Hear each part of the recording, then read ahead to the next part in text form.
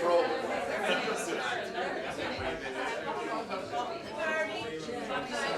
Now, have you had enough chat? Photographer, sit down.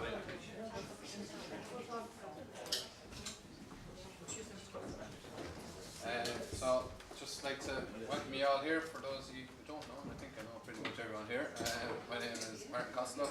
And yeah, Martin. I have no questions, Anne, until the end. I suppose the way I'm going to give the talk this evening is just to kind of run through. I've been doing a bit of research on the Costellos for the last year or so, and I'm kind of going to go through it in more or less chronological order of how I kind of came about it. But I suppose firstly I'll just give you a preamble of what we're going to cover. So we're going to cover what's called autosomal DNA, which I'm sure you all know about. It's you see the ads on TV for Ancestry.com and all these kind of things. That the type of test they do is what's called autosomal. We have what's called surname projects and Y-DNA. We'll have the earliest Costellos we could find in Kilkenny. Then our New Jersey cousins, who are brand new. We have some going through some of the Costellos of Goodwinsgarden, which is this big chart all along the wall here. These are all the descendants of Pierce Costello and Margaret Duggan. We also then will be covering our Australian cousins, which we've new Australian cousins. We had some previously, but we've some more now. And we have three famous Barry connections. We have two Peters and a Kevin. And so see if any can figure that out before we get there. So I suppose before we start, the main reason I'm here is because my dad, Seamus, produced this book back in '95. That lad there, and so he really was the inspiration for this. I suppose he got a huge amount of information from both Paddy Costello and also Margaret Moore, and I suppose I want to acknowledge the three of them. And I suppose the other reason I'm doing it is for this lad here, my little 4-month-old, also Seamus Costello. So we'll tip on. So the Ancestry test, when you get it, you spit in your tube and you send it off and you're waiting on your results, and what most people are interested in is this here, the ethnicity estimate. And so you think this is going to be the most exciting thing you've ever seen, and what you get is this. And so this is my original ethnicity estimate, which was about 68% Ireland and Scotland, 15% Great Britain, I think it was 6% Scandinavia and 5% Western Europe. But they then did an upgrade. So this was based on 3,000 reference samples. They then upgraded that to 16,000 reference samples, and my ethnicity estimate changed to this, which is 100% Irish, Leinster in Ireland, that's based in Laois and Kilkenny, Munster, North Munster, and that's East Cork and Waterford. And so if you zoom in on that area, you'll see that it's this area here, which is pretty much County Kilkenny. And all my direct ancestors that I've found are pretty much all from Kilkenny, or one town's land over the border. So that's, to me anyway, it seems fairly accurate. So there's three different types of DNA. You have autosomal, Y-DNA, and mitochondrial DNA. And I suppose this is the Y-DNA or the autosomal DNA is found in your first 22 pairs of chromosomes. And so when you do the ancestry test, this is the DNA that they're looking at. If you do a Y-DNA test, they're looking at just this little lad here, and you have to be a man to do that, because men have an X and a Y, and women have two X's. And then the mitochondrial DNA is found in the mitochondria, which is the power unit of the cell, if the doctors will correct me. But basically, autosomal DNA will only go back about 200 to 250 years. After that, it's pretty much useless, because you share so much of that type of DNA with practically everyone. But it's quite accurate up to 200 or 250 years. The Y-DNA, which is the other one we'll be talking about tonight, is on your paternal line only, but goes back about 200,000 years. The mitochondrial also does the same, but that's only on your mother's line. So this is maybe a slightly easier graph to understand. So the Y-DNA, as I say, comes up here and it goes way off up there, thousands of years, all the way back to your hundreds of great-grandfathers, and mitochondrial does the same here on your mother's side, but the autosomal DNA, the ancestry test, will show you, so these are your great-great-grandparents, your 3 times great-grandparents, and your 4 times great-grandparents. And if this great-great-grandfather or 4 times great-grandfather had a brother, then that brother, if they had any children, it comes all the way down here, and if that person tests and you test, you will come up as a match for each other on ancestry. And so that's basically how it works. So it's the matches really you quickly discover are actually the most interesting thing. And so this is where you'll, if you do it, one of these tests, this is where you actually end up spending most of your time. As I said, this is a couple of minutes, the ethnicity estimate, but it's the matches are the most interesting thing. This one here is an uncle who's not too far away from me here. It's kind of hard to see here, but this says that we share these CM. So CM stands for centimorgans, and so if you tested me, I would have basically 7,000 centimorgans. And so what these matches are doing is trying to figure out how many centimorgans you share with anybody else. So I share 1,600 centimorgans with this lad here, and so that basically means that he's either first cousin or an uncle, and he's my uncle. So basically, if you have children, so a parent to a child, you split the amount of centimorgans. So you have 3,500 roughly. If you have a grandparent to a child or an uncle to a child, then you have about 1,700. And then each step further away you go, you cut in half the amount of centimorgans you share. And so basically, by the time you get down, so my third and fourth cousins here share 136 centimorgans with them, 128, and by the time you get down here to the fourth and sixth cousins, I'm only sharing 60, 50, and I have 30,000 matches on Ancestry. But really, only the first maybe 200 or so are ever going to be of any use. The others are far too distant to ever be able to figure anything out with. And the thing is, I actually know pretty much who all these people are. So I have, this is on my Delaney side, Murphy, Byrne, Rafter, possible Fitzpatrick, Rafter, Byrne.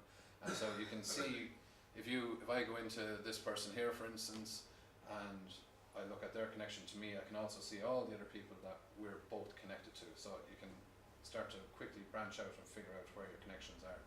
And really what you're looking for is somebody who has a nice good tree. So someone who has a tree with 4 people, or this lad here who has a tree with 3 people, are pretty much useless to you. Colin might fill out his tree. It's okay for me, I know who he is, but other people won't. But basically, that's the basics of the autosomal DNA. I'm going to save the kind of examples of it till the end of the talk. But just to show you, this is myself here, that's my dad Seamus, my granddad Eamon, and then Eamon was John's son, Michael's son, again John's son, James, and Pierce. So Pierce is our most distant known ancestor. It's a bit blurry there, but he was born in 1713 and died in 1798.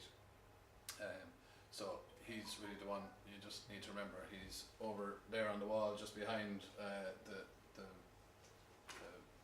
screen. And so all these people on that wall, as I say, are all, there's 1,000 people there at least, and they're all descended from Pierce. And the vast majority of people in this room are descended from Pierce.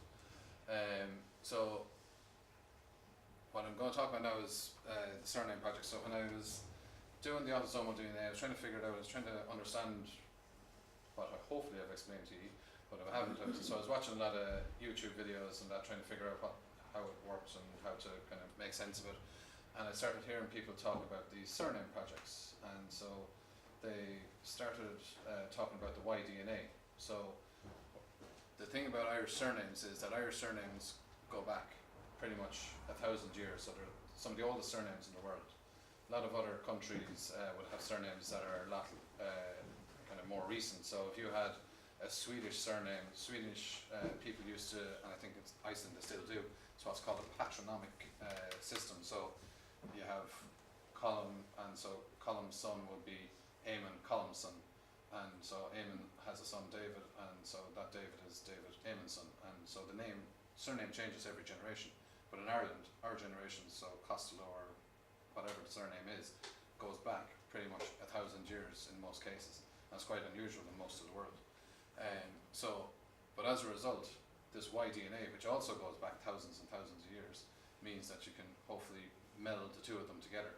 And so there was a man in Galway called, I think I'm going to butcher the pronunciation here, but it's Dubhaltach Mac Pirsig, and he was around in the 1660s and created a huge, it's called the Great Book of Irish Genealogy, and he went through all the major families and wrote down all their descendants as far back as he could go. He had lots of manuscripts and records which are now lost, but he compiled them into this great book.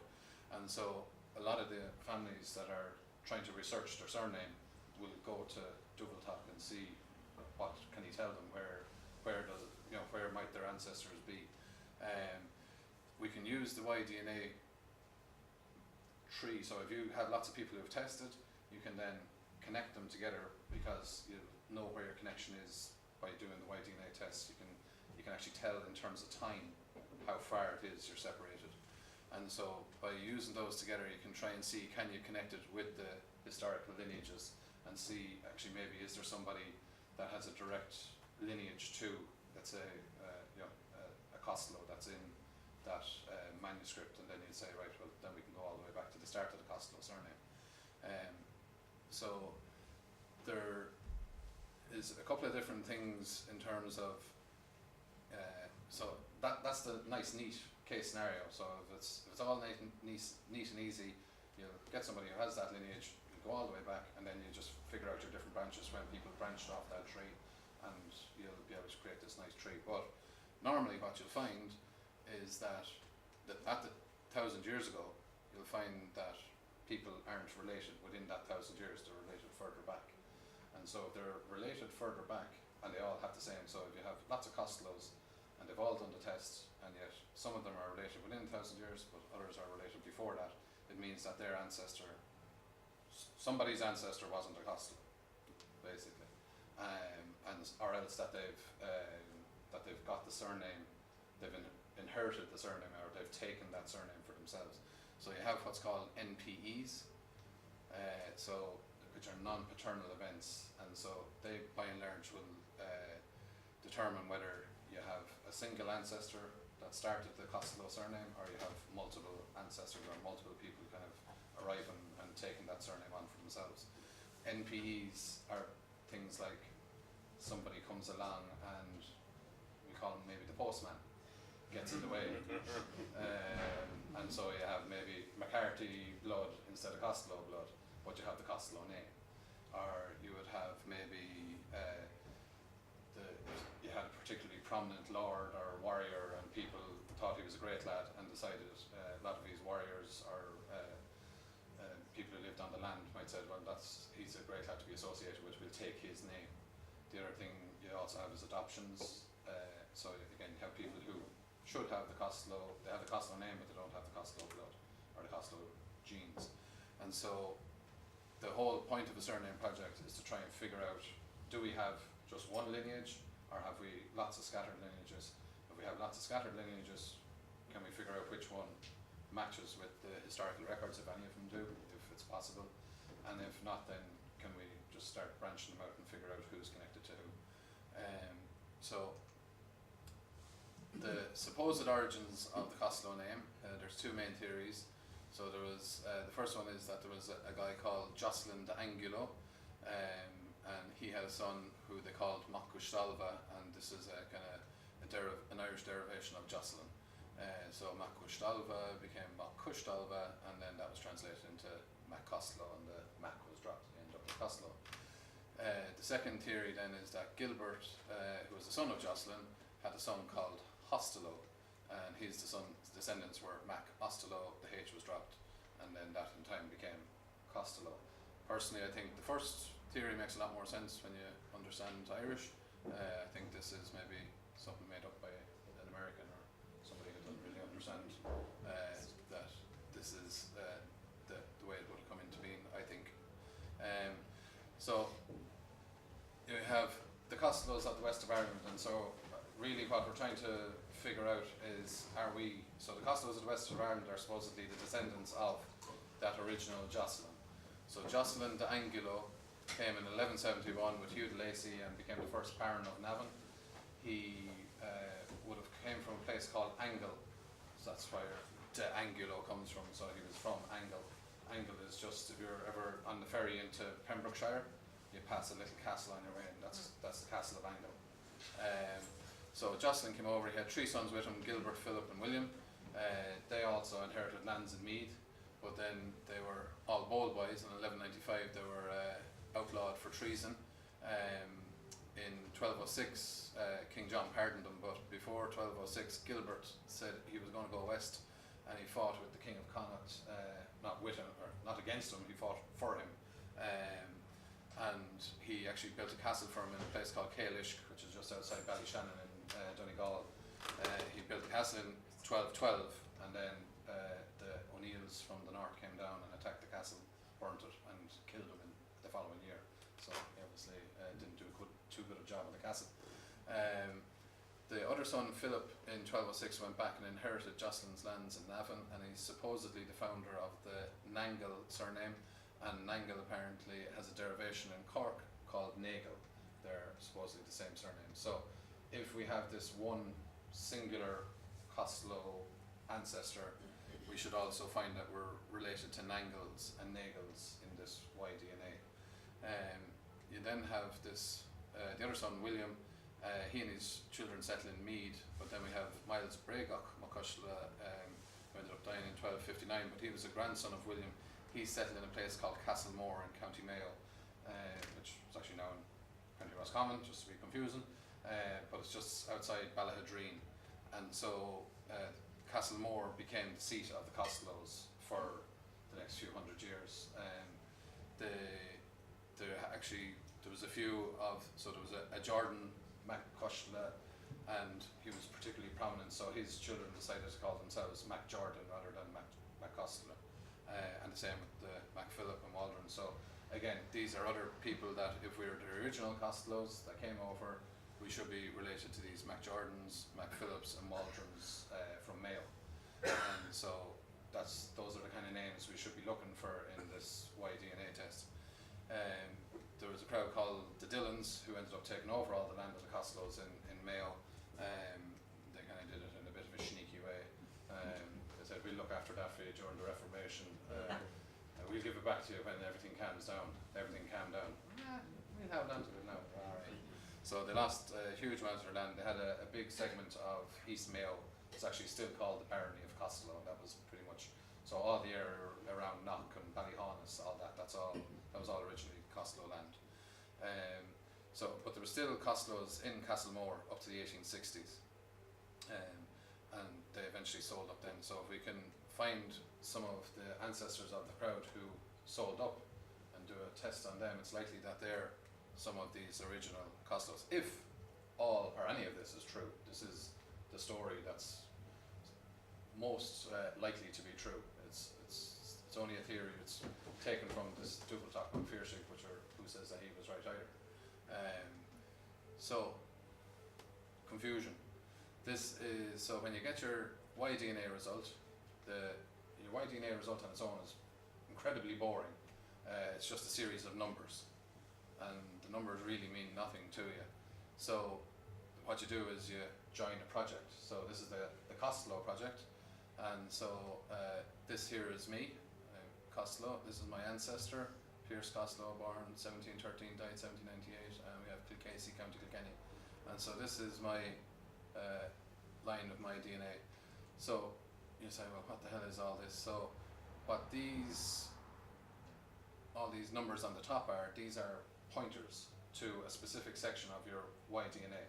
And at that section, you have what are called a short tandem repeat. Don't worry, you don't need to remember any of this, but basically what it means is that there's a section of your DNA which is AGAT, and it's repeated 10 times. So this one here, that's this yoke here is here, and so that's repeated. Well, most people actually in this Costello line have it 11 times, and this one person here actually has it 10 times. And so that's, when you have a difference in the number, it's a mutation, and you basically have a mutation pretty much once every 100 years. And so depending on the amount of mutations that you have, you can pretty much date when you separated from each other. Oh, this is clear as mud. So basically, you have some people here who have tested very far. So you have these people in green, like yourself, and a couple of these others have tested very far. But as you can see here, well, it's kind of hard to see, it's a bit blurry, but all these numbers are all the same. And it's only these ones that are in colour are actually different. So the vast majority of these people's DNA is exactly the same. You see the same here, and you see the same here. And so there's only one or two little variations. What you have is down here is a bit more messy, and so these people are unlikely to be related. These ones might be, are closely related. Everyone's related, it's just a matter of how closely you're related. And so that's the basics of it. I won't labour that point too much. It gets very technical and can get a lot more technical.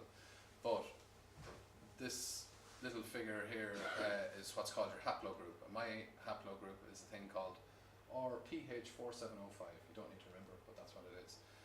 So all the Costellos and most men in Ireland, and so this is only your paternal lines, nothing to do with the DNA you've inherited from your mother. It's only from your father, and it's only from my Costello grandfathers. I have lots of other male grandfathers and great-great-grandfathers, but it's nothing to do with any of them. It's just what I've inherited from my Costello great-great-grandfathers. And so 200,000 years ago, like everybody else in the world, we started off in Africa. And so this is like a tree. It's pretty much actually like that big tree that's on the wall there. You start off with one person at the top, and each time you go down you have a branch, and it can branch out massively. Below this atom there are 138,000 branches on the tree. So the first branch that we moved on to was the B branch 130,000 years ago. We then moved on to the C branch 68,000 years ago. We then went on to the F branch 66,000 years ago. Now you'll notice that we skipped D and E. That's because people with the D and E DNA went to other places. D went to Asia, and E is actually these few here up in North Africa. And so we then went on to K 47,000 years ago, T 44,000 years ago, and then we went to R 31,000 years ago. Then R splits into R1 and 2, and we're R1, which is 28,000 years ago. And so this is, as I say, it's the track of where our ancestors came from and how they ended up getting to Ireland. When they were in R1, 23,000 years ago, R1 splits between R1A and R1B. R1A goes up into this sort of area here, and R1B, we were in the Caucasus 23,000 years ago. This is one of the other haplogroups that we didn't become. It's called the I haplogroup, and they ended up being around most of the Mediterranean. And most of the I haplogroup actually ended up going to Scandinavia, but a group of them ended up coming to Ireland, and they were actually the first people to come to Ireland. And so 12,000 years ago, the first males came to Ireland, and they were hunter-gatherers. But at the same time, we were still over in the Caucasus. We weren't anywhere near Ireland. We then became this M269. So as you can see here, the pointer is gone, but you can see here that these are some sub-branches in between, but eventually we become M269, and so M269 was all around this Black Sea area, and it's part of what's called the Yamna or the Yamnaya culture. And this is a very kind of prominent culture in at that period. They basically brought the Bronze Age to Europe. They would have been cattle herders, and as they came across, they would have turned into what was called the Bell Beaker culture and stuff like that. But they would have swept across Europe over the next couple of thousand years, and they by and large replaced all the other people that were here before. You have this G haplogroup, which were our Neolithic farmers in Ireland. Again, we were still stuck over in the Caucasus, but eventually we got on the move, and 4,500 years ago we were actually this P312. The U106 was another major branch at that time, and they went to the east of the Rhine, we went to the west. Then 3,000 years ago we have we're actually this big long number here, the BY196132, which again you don't need to remember, but basically this is the last point at which we have any branches before very recently. So we have a big gap between 3,000 years ago and basically 400 years ago. And so this group here, the RS116 down in Spain, they completely obliterated every other male that was there before them. There was no other males survived. There was actually just a report came out there the other day. They moved into that area about 4,000 years ago, and every other male, whether they murdered them or they just wouldn't allow them to breed, there no other descendants of any of the males that were previously there came true. So the women stayed, by the way, but the men were all gone. And pretty much the same thing happened in Ireland. We have this RL21, which if you've ever heard of Niall of the Nine Hostages, he's a clan or a sub-branch of that L21. So there's another branch below that called M222, and if you test and you become an M222, it means that your ancestor back in the 5th century was the Nine Hostages. Or there's other branches which are aligned to the Dalcash and the O'Briens, and so there are lots of families that have very specific branches of this DNA that will actually say this is exactly where you're from, or exactly who your ancestors were. Unfortunately, we're not one of them. So this is the makeup of the modern Irish male. About 12% are the I haplogroup, which were those first guys to come to Ireland. Only 1% of those Neolithic farmers are still around. We have 81% are the invasion that we took part of, and then you have some other branches there which were basically Roman or British invaders. You might notice that E haplogroup, which I said was in North Africa, they became Romano-British, so the Romans brought them up there. And the R1A is a Viking or a Norman, and as you can see, the Costello surname, they're supposed to be Normans, but they should be R1A, or actually if you see over here, there should be I, and we're neither, we're R1B, so we're not Norman. So what are we? And so this is a mixture between the haplo tree and also the different groups of the project. So we have a group that are in Clare of Costello. So this green line here is when the surname was adopted, and you can see that there are basically 6 different lines coming into it. So in effect, the 6 different groups all have separate ancestors. So the last place we share an ancestor with these 2 groups is 4,500 years ago. The last place we share, this is us here by the way, the last place we share an ancestor with those 2 groups is 6,500 years ago, and the last place we share an ancestor with them is 47,000 years ago, long before the Costello surname ever came into existence. So this group are the only Costello group that actually are likely to actually have a Scandinavian origin. So if the theories of the surname are correct, at the minute they're the most likely candidates to actually be the proper Costellos, or the original Costellos. So we trying to figure out, well, where the hell did we come from? So we had a look at when we could find the earliest Costellos in Kilkenny, and so in 1472 we found there was Philip Mac Costello in the Ormond Deeds, and he was based around Thomastown and Knocktofer, or a lot of the stuff that was happening that he's on the page with were in Thomastown and Knocktofer. Then in the Liber Primus Kilkenniensis, my own uncles will be very happy with this. We had a Patrick Costello who was held the garden outside the castle gate, but you'll be really happy with this. He was actually the holder of St. Patrick's Gate, so he was a village man. Much to my chagrin, I should have been a borough man. But anyway, so we have this Patrick Costello in 1498 and 99 held the St. Patrick's Gate, and he held it again the following year. So these are some of the earliest mentions we have of Costellos in Kilkenny.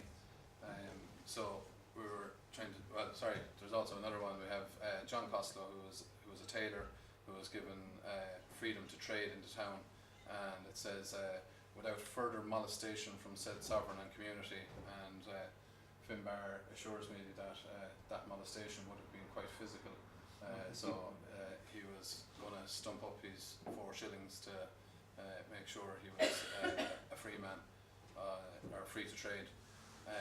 So I then had a look for some other possible mentions of Costellos, and what I found was this is a deed about a place in Ahaviller, and Ahaviller, it has this place called Adboli Kostolowski in 1310, and so it's possibly could have something to do with Costellos, but we don't know, but it's a possibility. I then found another mention of the same place, Adbol Kostolowski, that dropped the T this time, in 1340, but it's the same area, and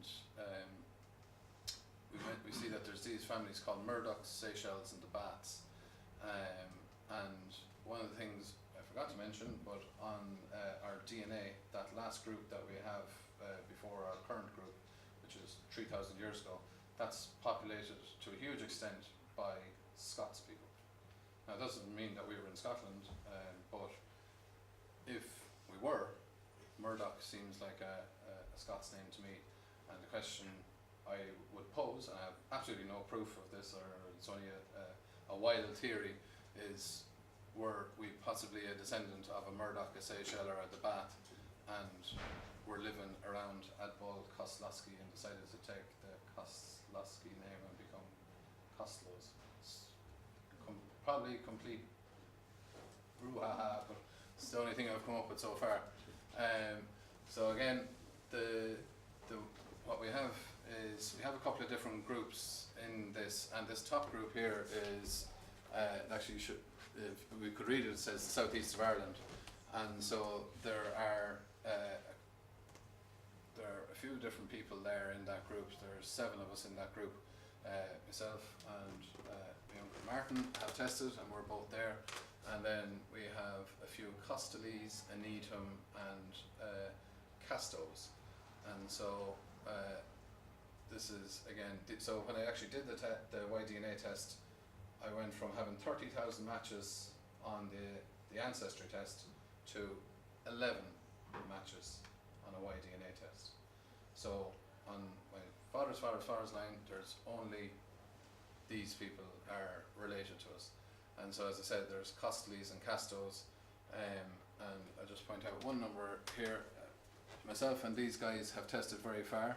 I've tested up to 700 of those short tandem repeats I was on about earlier, and in 429 and 406 with those 2 people we have only 5 mutations, and so that basically suggests that within the last 500 years myself and those 2 men have a common ancestor.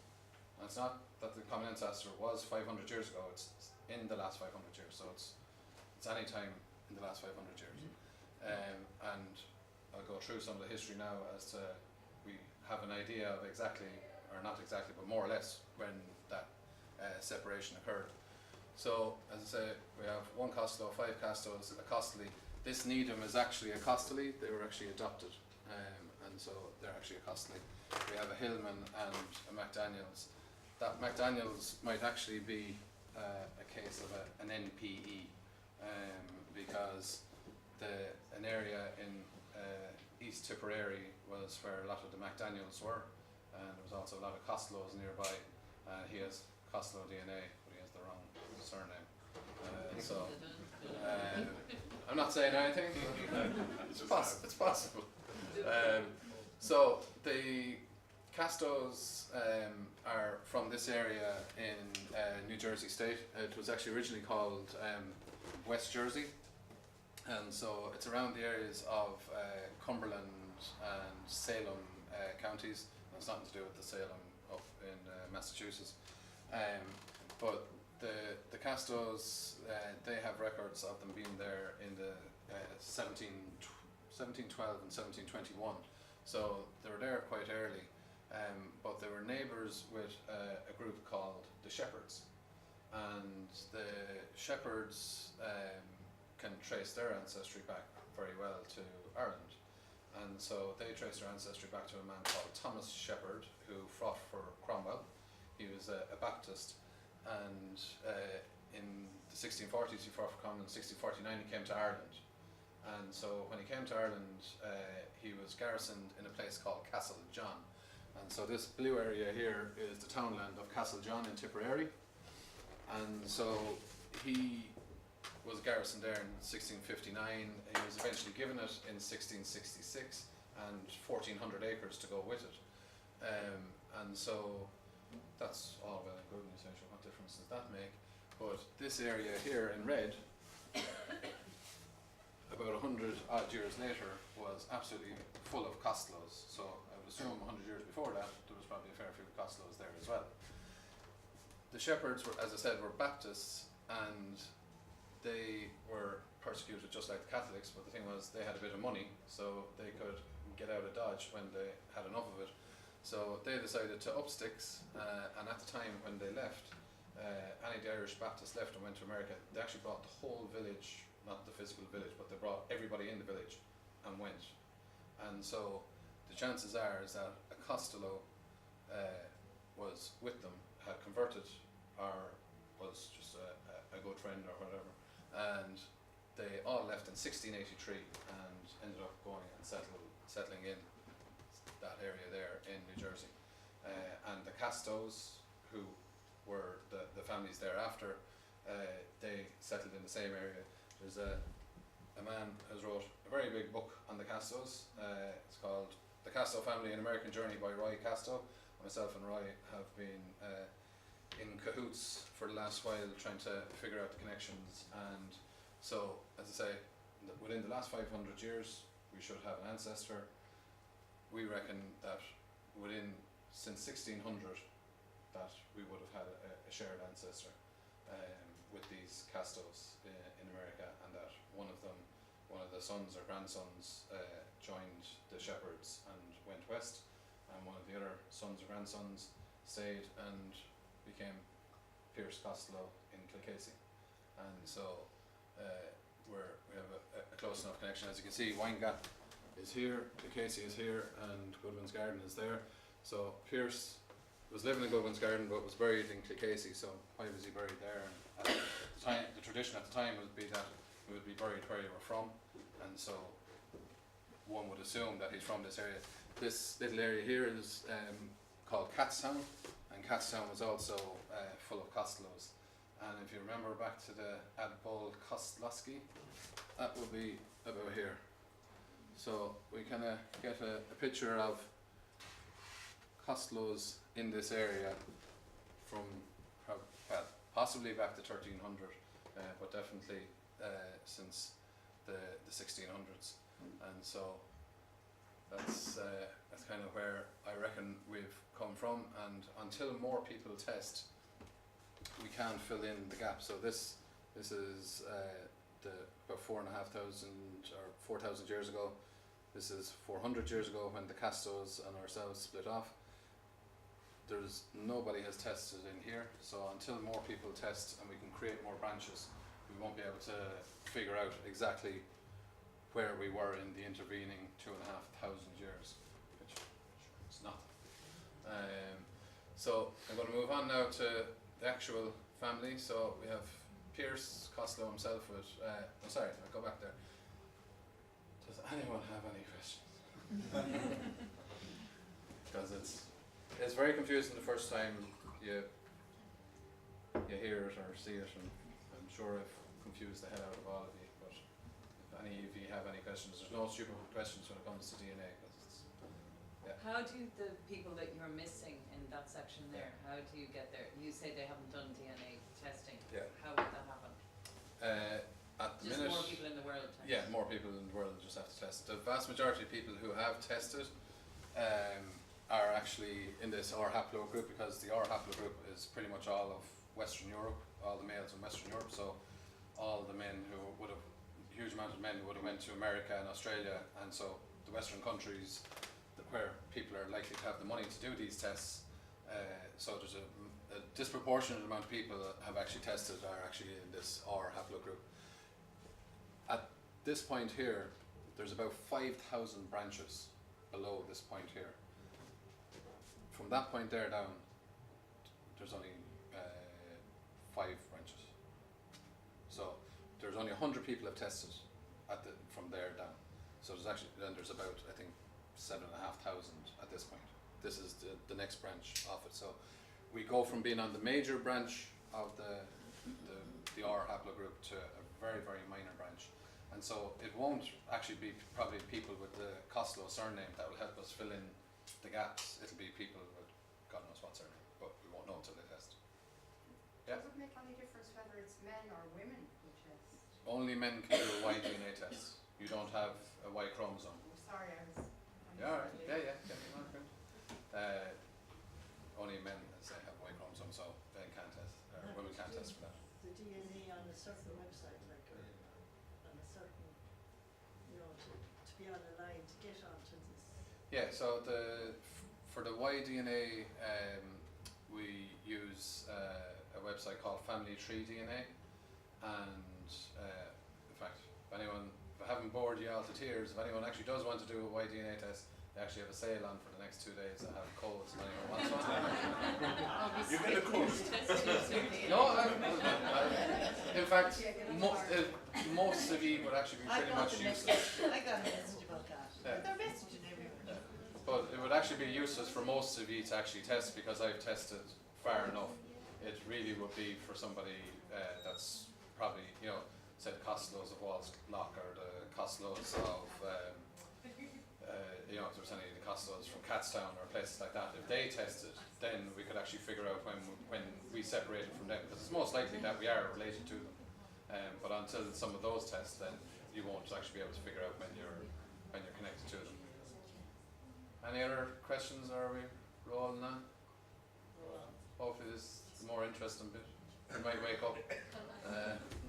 So there's we have Pierce Costello, as I said to you many times now, he's the furthest back we can go, and he's buried. It's actually this little gravestone here. He's buried under, and himself and his wife Margaret Duggan, and 2 of the children are there. We actually don't know where Pierce ended up, but Pierce actually erected the slab. So Pierce was there, and so Mary died young. And we know that James married a lady called Catherine Shea from Windgap, and they had 2 sons, John and James. What happened then was James, the original James, the father, died. You can actually see he actually died the year before his own father. And so Catherine remarried, and she married a John Walsh. And so John Walsh and Catherine had 2 children also, Bridget and William Walsh. We don't actually know exactly when they were born, but we know they're children, and because they're actually buried together in Windgap. Catherine then split the farm between the Costellos and the Walshes, as most of you would know. This was the Costello house here, and this was the Walsh house, and this was actually the main way up. Now the main way up is now here, but this was actually the original way up, and you would have gone in that way. And so that was the land that Pierce would have passed down, but Catherine decided to split it between her 2 sons, which is probably fair enough. The Costellos mightn't have thought so, but that was all good. So we'll leave the Walshes for a minute. James went to America and worked on railroads, and he seemed to have been on his way home on a ship, and seems to have died and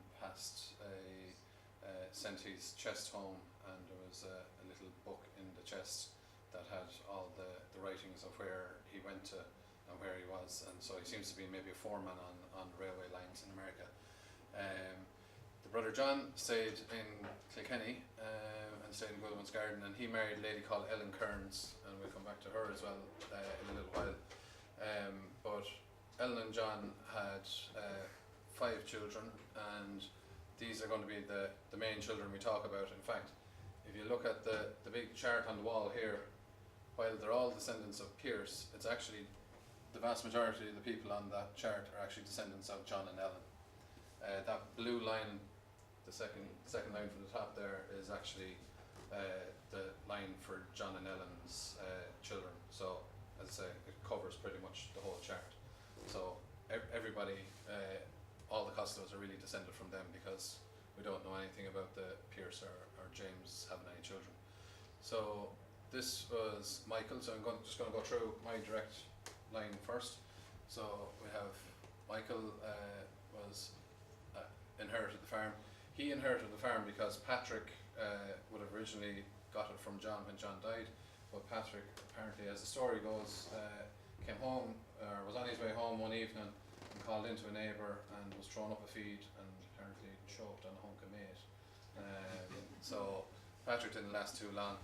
His brother James was already gone to Carrick-on-Shore because the Costellos had actually inherited some property in Carrick-on-Shore from a relative of Catherine Shea.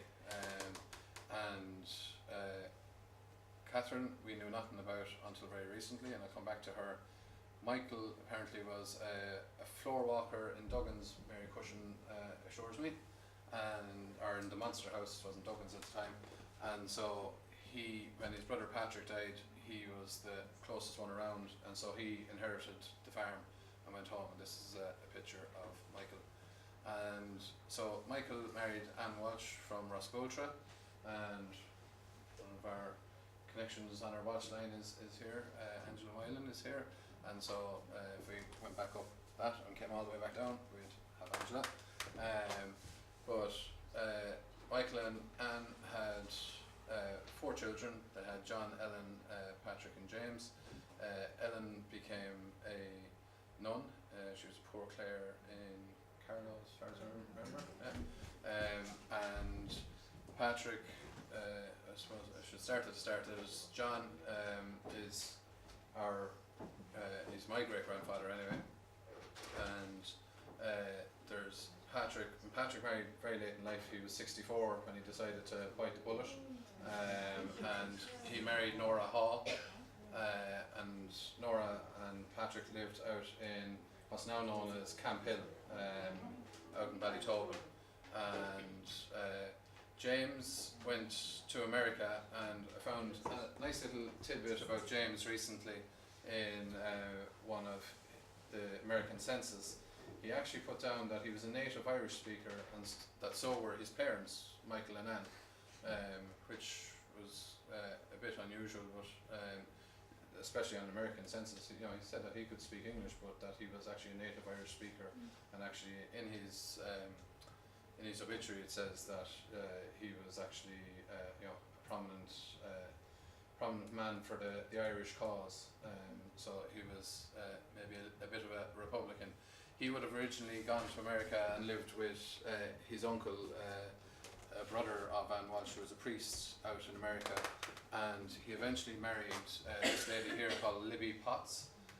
She was from Louisiana, and he worked for Standard Oil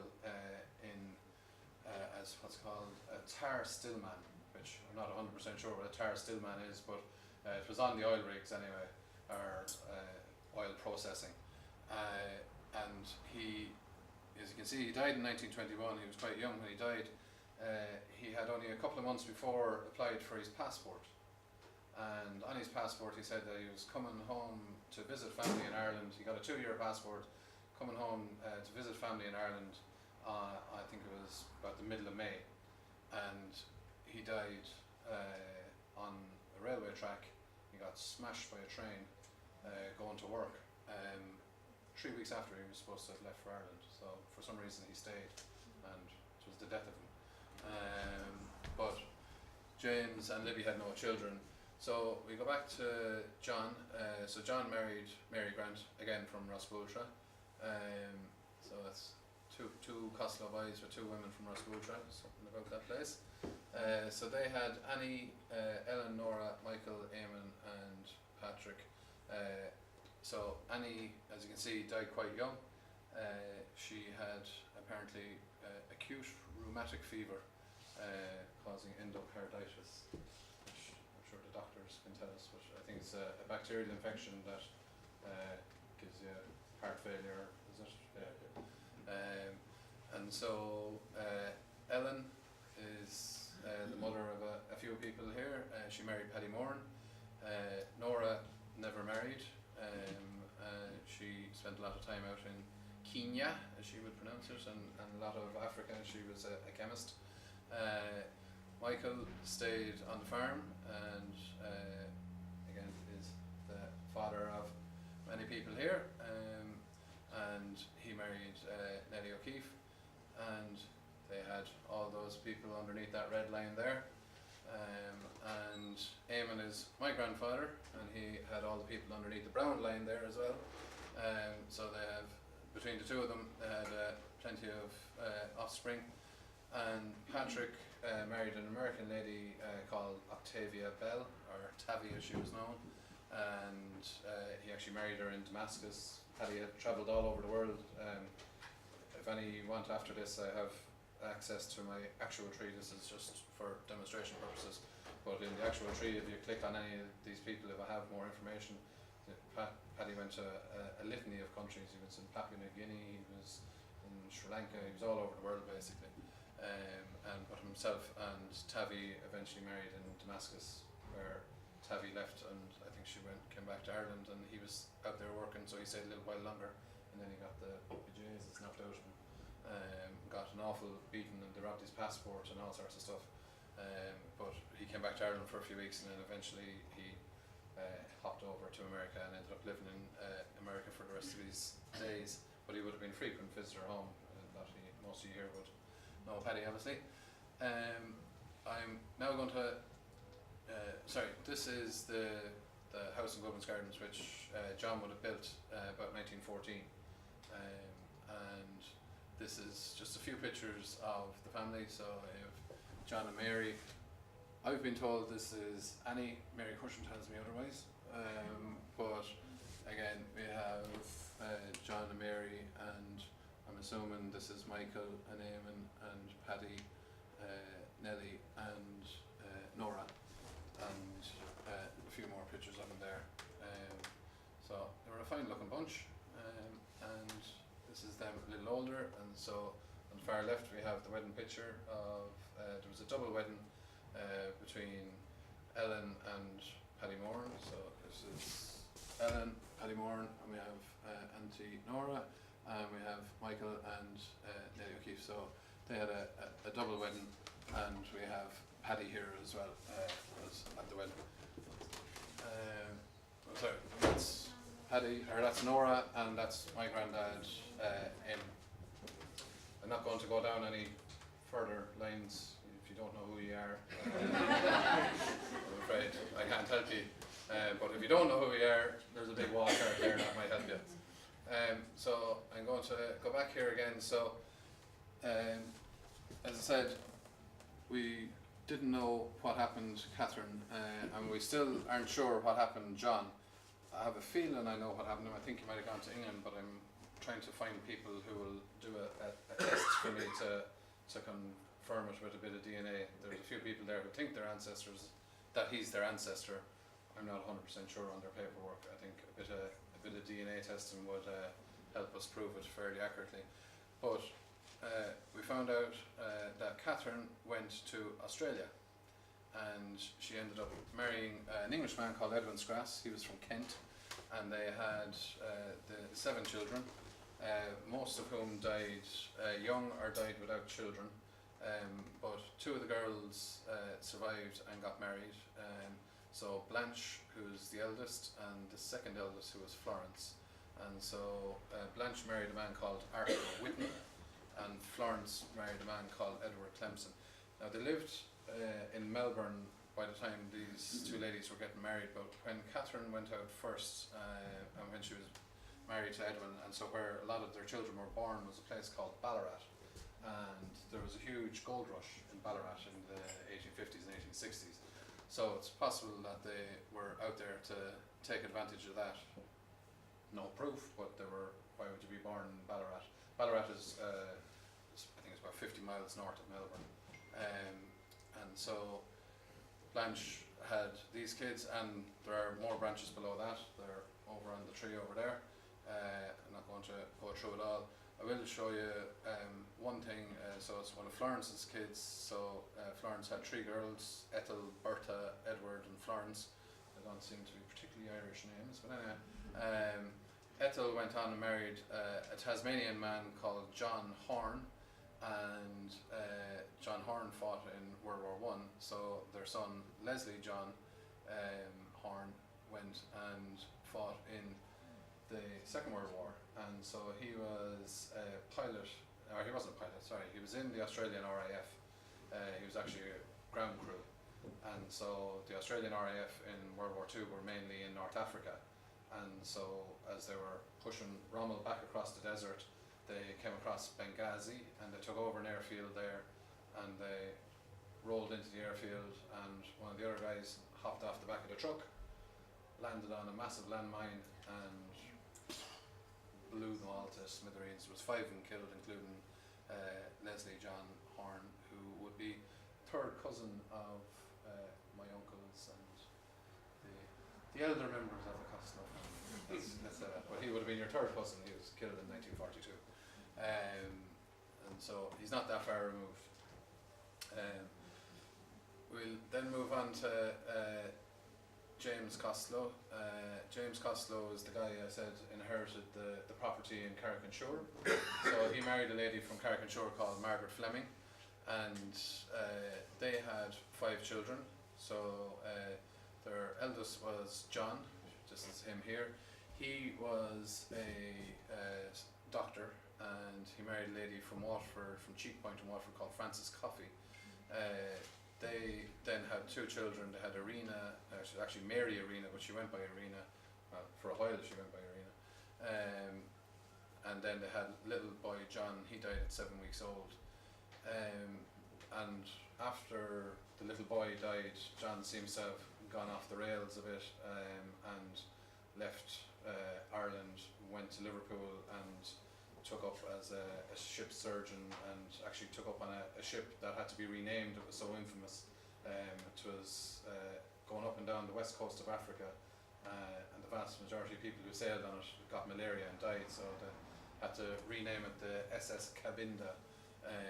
And so John himself contracted malaria and died, and by the time Irina was 10, both her parents were dead.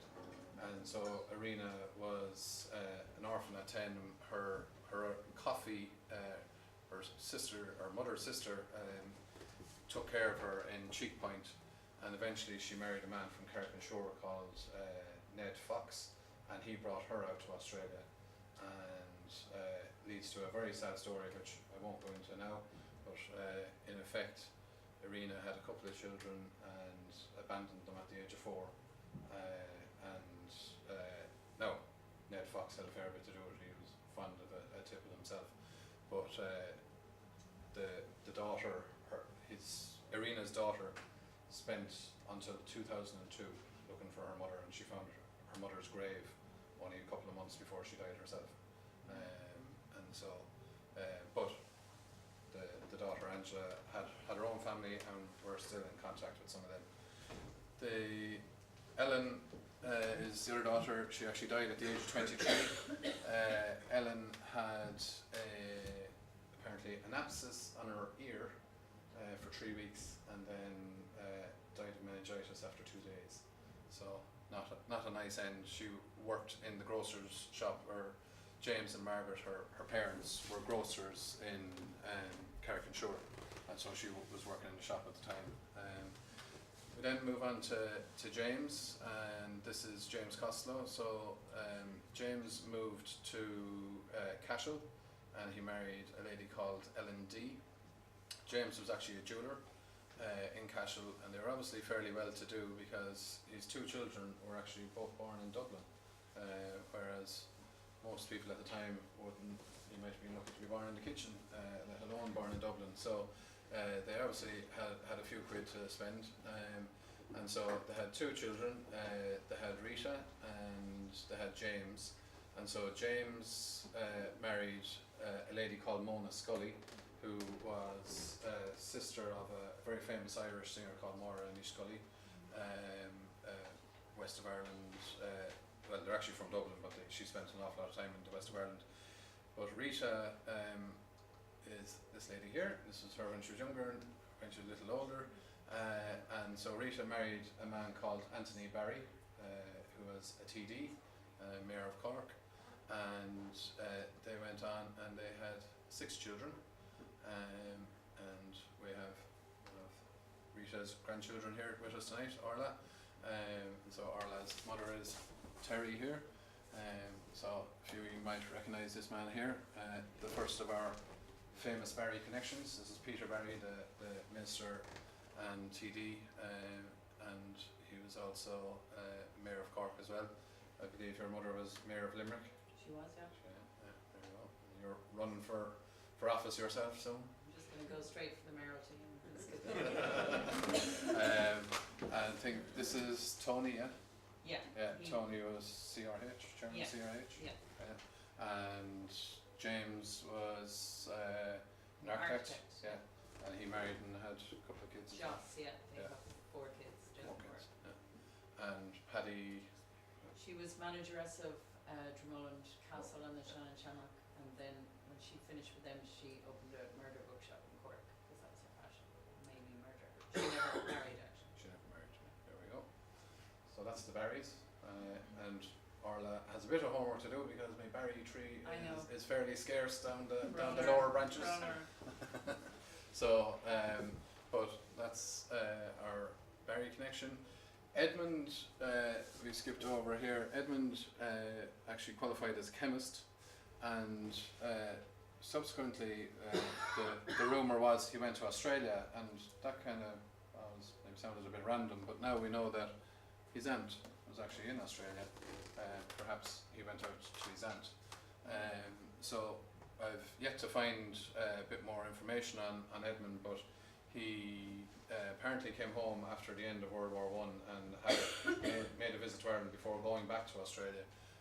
But I haven't been able to locate him yet, but I'll keep digging. And the last of the children was Margaret Costello. Margaret Costello actually met Henry Farrell while she was visiting her brother Edmund. Edmund was a chemist in Port Arlington at the time, and Henry Farrell was a builder.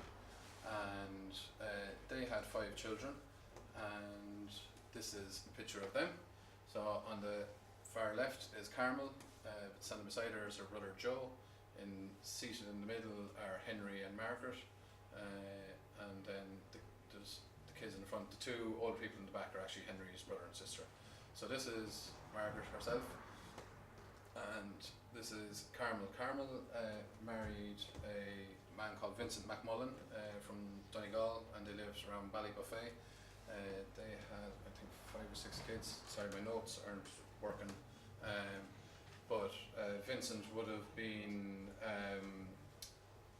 Vincent was he was largely responsible for saving East Donegal, apparently, according to his obituary.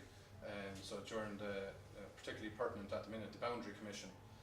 So when the Boundary Commission was being drawn up, a large swathe of East Donegal was about to go to Northern Ireland, and Vincent McMullen was a solicitor, and so he raised objections and managed to keep that section of Donegal in Donegal. So you have lots of McMullen and McGettigan and all sorts of Donegal cousins. One of her sons actually was a professor in philosophy in Notre Dame University for 30 years. He was actually a priest as well, Ernan McMullen. and he actually sent a lot of the information that we have on this. He died in 2011, I think, but he sent a lot of this information to my own dad, and he noted he had a big long list of all the descendants of Pierce Costello, and he basically had down as far as my grandparents' line. So he had Eamon, Michael, Ellen, and Nora, and Paddy. He didn't have anything below that, and he made a little snide kind of remark. The Costellos in Kilkenny don't seem to be very productive. Little did he know. Anyway, so that was Ernan. So next we move on to Joe, and Joe was an engineer, and so when he was studying in Dublin, he made friends with a lad called Kevin Barry and himself, and Joe used to go down to Port Arlington and have on their holidays from college, and in I think it was 20th September 1920 there was an ambush. In case you couldn't tell, Kevin was in the IRA, and so Kevin took part in an ambush. They were trying to basically just rob some guns from a convoy. The whole thing went awry. Someone fired a shot, and was 3 British soldiers were killed. And so Kevin slid under the truck while the rest of the lads ran away, and eventually Kevin was caught and apprehended. But Kevin then was put on trial, and there was only 6 people attended his trial from his side. There was his sister, his mother, his uncle. So 3 family. There was his solicitor, his friend Joe Farrell, and another friend Jason, or what's his name? McAleer anyway was his name. And so there was only 6 people at the trial. Kevin Barry famously was hung on, I think it was the 1st of November. But shortly thereafter, Kevin Barry's sister, Catherine Barry, was in their Fleet Street home, and she had a bag of guns that she was minding for Joe Farrell, who was also in the IRA. And so Joe turns up on the door, pre-arranged to collect the bag of guns, obviously go off and do some mischief, and his brother Harry was with him. And so at this stage, this is January, February 1921, so as you can see, Joe was born in 1900, so he was 21, and Harry was 18. And so they turn up at the door, and 7 or 8 minutes later, there's that, and she runs down, she opens the door, and in bursts Harry. They've killed Joe! They've killed Joe! Joe lived to 1965. They didn't kill Joe, but they did shoot him, and so he spent pretty much the next year. They shot him in the leg, and he spent the next year in hospital. Eventually made a full recovery, and ended up being one of the first engineers in the ESB when the ESB was founded.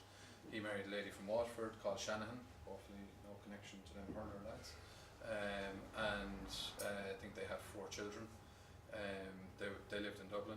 Gertrude, I'll move on to Harry for a second. Harry, as you can see, became a doctor. He spent quite a bit of time out in India, and eventually moved back to England, where he married Alicia Walter, and again they had 4 children. Gertrude married, that's Gertrude on the left there, she married Bernard O'Sullivan, I think is his name. They had a couple of kids, and we have Alfie married a lady called Una Flodden from Galway, and they had no children. Auntie Nora was very disparaging of Una Flodden anyway. Apparently I think she wouldn't let Gertrude back in the house after Alfie died, and all sorts of shenanigans. So I'm just going to quickly show you that it's nearly done. Just going to quickly show you where the ancestry, the autosomal DNA has actually helped me make some connections. So if we go back to Catherine Shea and John Walsh, they had a daughter and a son, and Bridget married a man. You can't read it now, it's gone a bit small, but this is Patrick Barry, also from Goodwinsgarden.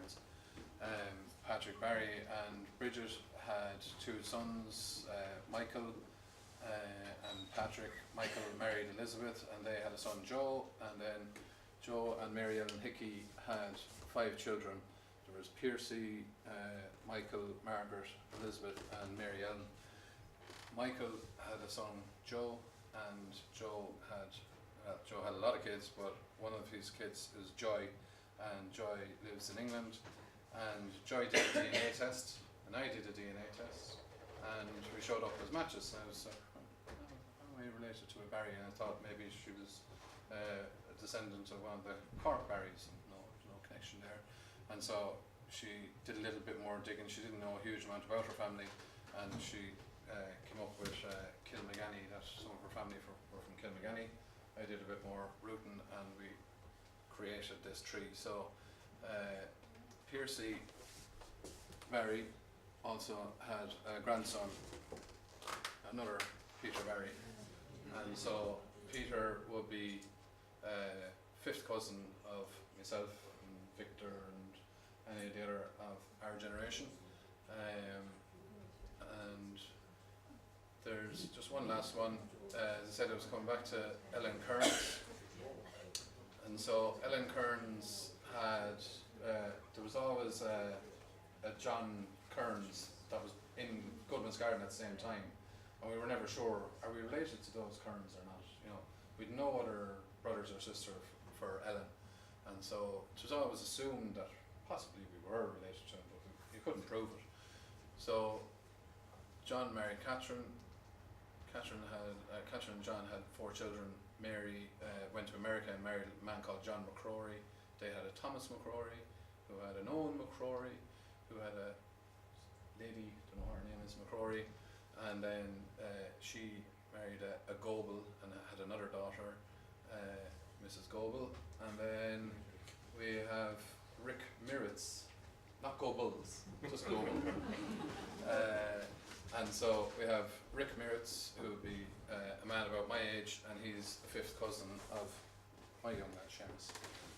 But this, because our DNA matches at the right level, I now know that John Kearns and Ellen Kearns were most likely brother and sister, but at furthest they were first cousins. But they're definitely connected, it's just we can't be 100% sure of whether they were brother and sister or first cousins. Questions? You're nearly done. Any questions? No? Are they Forest still in Port Arlington? No, all the Farrells are gone from Port Arlington. The I was looking for them, where would we find them? Dublin. So Joe's family are in Dublin. They're all in Donegal. Gertrude, they're O'Sullivans. I think they're in Cork. And Harry, they're in England. He died in Lancashire. They also lived in Cambridge at one stage. As Alfie had no kids. And One of them a priest. Hmm? He was at Auntie Moore's funeral. One of Farrell priest. He is Joe's son. Oh, and then there's Brenda Carragher. She was another Farrell. Yeah, they're on the tree up there. That black line, see the picture over there is the picture of the Farrells. Yeah. And all the black line, that's all they're all the descendants of the Farrells. We have more of them there. And whereabouts in Donegal are they? They're around Ballybuffet, Stranraer. Well, that's where they're originally from. I'm sure they got married since and left. Like, you know, Carmel died in 1951. So Winding very much backwards Yeah. to your Diangados, Yeah. and you're saying that they don't have any Viking or Norman type of lineage. well, not they don't. Yeah. We But don't. We don't, but Yeah. assuming that they don't either, Yeah. just likely that they were Welsh people of the same origin as we are. You know, Irish people. are. Yeah, well, like we, as I say, we don't actually know where we were for 2,500 years. So, like, we could be. Go back here to. So, like, the last thing we know is like when we were actually this P312. They were the crowd suspected of building the likes of Stonehenge and the big monuments in Carnac out in Brittany. So 4,500 years ago we were there. 3,000 years ago we assume we were in pretty much the same area. But so yeah, when the Vikings came down here to be Normans, we could have been there. They might have taken us on board. Yeah, we could be the line. But until more people test, until we can refine some of those gaps in that 2,500 years, we won't be able to tell one way or the other. Martin, I was trying to put in the French people. Where did the French people come in? French people, yeah, they're butlers. They're on the Welsh line. Holdings and Dysart as well. Oh, yeah. Holden and Dysart. Yeah. So if you go back up here, She was from Yeah. where? And Welsh was. Ross Coulter. Oh, yeah, it's the same. And Welsh's mother was also a forestal. So there's lots of forestal connections as well. And where did the and Welsh was a granny to the French, the French. And Welsh would have been French an people aunt. line. She would have been an aunt His her sister, they married, was it? it was Ellen left, wasn't it? Ellen Butler left. Ellie. Yeah. So her aunt would have been Anne Welsh. Martin, there were people around last year, there were two Costellos of Prince Edward Island. Prince Edward Island. Yeah. The chances are they're related as well. So if you the Costellos of Prince Edward Island are fairly sure that they're from Wenga. Yeah. So if the problem is none of those have tested anything. So they haven't tested either the ancestry or the Y. If either of those, if they tested either way, the Y would be more useful. So if there was any male Costellos and they actually tested the Y, we'd be able to figure out. You'd very quickly figure out if they did a test and Did you meet? we put them into that. You'd very quickly tell, bang, you're related or you're not. Is it hard or expensive to the test, or? There are different levels of the test. So the basic test is $169, the Y one. The ancestry ones are €99 and they normally have them on sale, so you get them for 40, 50 quid when the sales are on. This one, as I say, the sale is on the basic one of that at the minute, and it's $169 with a $50 reduction. So $119, which is about €100. So Did you meet Eve Dunn that was over last year from Australia? She and Margaret Moore. Mary, weren't you there? Dunn? Eve Dunn. With Margaret. I think they were the same. Well, Well, all the names, Yeah. like there was a Pierce Costello, Yeah. and all the names seem to be the same as. oh yeah, no, and as I say, I think ancestors, but I'd be fairly sure they are related, but as I say, it's just a matter of one of them. It has to be a male line down. So if there's any male Costellos of that line still around, if they did a quick test, we'd very quickly be able to prove or disprove whether we are. But basically, any of the Costellos that, if they think they came from the Kilkenny area, I would suggest we're all Costellos in Kilkenny would by and large be related if you have a connection in How Kilkenny. about the Costellees? What did you say? Yeah, the Costellees, basically, it's the same as the Costellos. The Costellees, unfortunately, they can't go back very far with their paperwork. They only go back to about the 1860s. Where did they live? Texas. Yeah. But they're as closely related as the Castos. Yeah. So again, they would have left. They separated from us 1600 years ago when they went to America and another thing. But they don't really know. They have very little definition on their tree. Anyway, What age was that young Joe Barry you're talking about earlier on then? Joe. Barry, one of the last ones there. Yeah, Joe. At the time, he was 21 when he was shot. Yeah. No, the Joe Barry there, one of the last ones, he said Have that. his DNA that smashed it yourself. Oh, sorry. One of the hurlers in the hurlers side. Joy. Joy is her name. It's a woman. It's a woman. that's Yeah. Joe's. She's the first cousin of Peter Barry, the hurler. Yeah, he was Joe's son, Joe's daughter. Joe that's dead. There's two Joes. Yeah. And so it's Joe that's dead. I think he had children with. Joe and Walter. Oh, the village of Goodwinsgarden. No. Yeah. Yeah, Joe and They Walter. did, yeah. Yeah, there's Walter there, is that? Yeah, Walter is Joe's brother, yeah. But Joe had a couple of sons. Yeah. Mike and Joseph. Yeah. He has about 8 children. And a job. Yeah, Joy is one of his youngest children. Where is she now? England. She's the first cousin of Peter. Should be first cousin of Peter.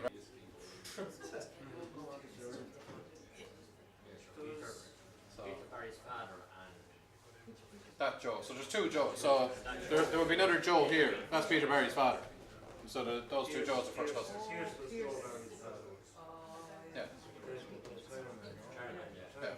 Yeah. Right. If any of you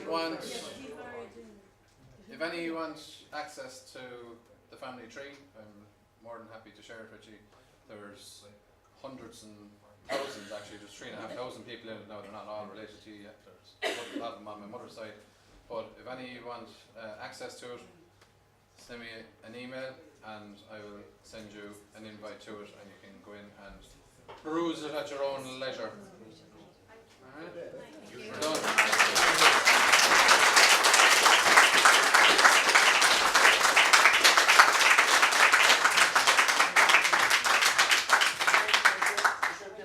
A special vote of thanks and an honorary doctorate right there. Absolutely.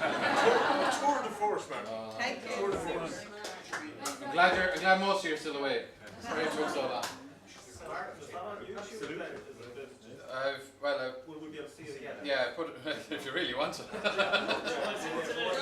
Yeah, no, it's been on live there for the Canadians and the Americans and those.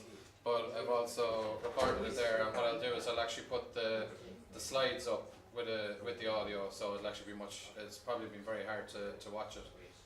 But I'll do up a version over the weekend where they'll actually be able to see the slides properly.